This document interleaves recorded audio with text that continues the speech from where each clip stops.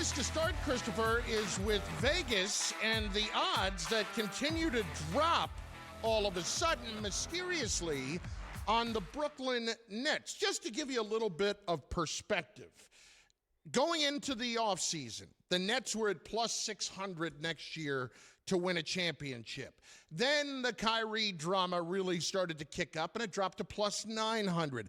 Then Kyrie comes back, opts in, plus 750. Durant, trade request, 35-1. Tuesday morning, that's yesterday, 50-1.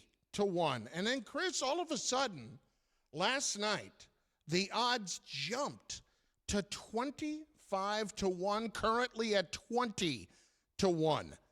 Something's going on here. And the reason we know that is because think about the NBA draft last week when, leading up to it, everybody thought Jabari Smith was going to be the number one pick. And then all of a sudden, Vegas saw Paolo Banchero jump from basically being the fourth choice to being the top choice at plus 100, almost even. And they turned out to be right.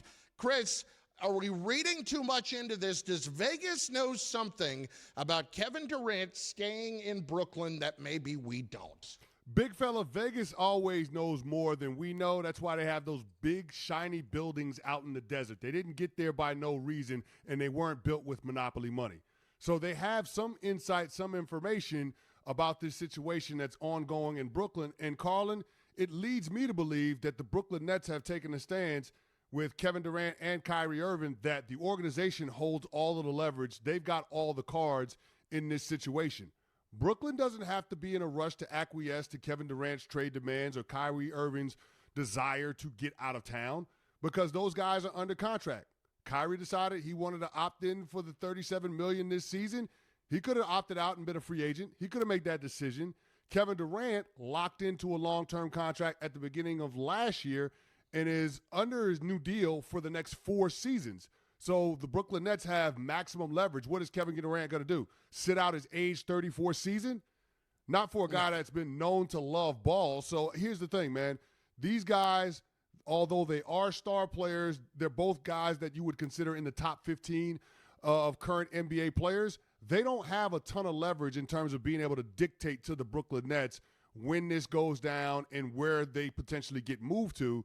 And both of them expressing the desire to play together, it seems like Brooklyn is the only obvious place that could actually happen. Because if they get moved, chances are there's not going to be a team that can offer a trade package big enough where they can take on both Kyrie and KD and get the Brooklyn Nets exactly what they're looking for.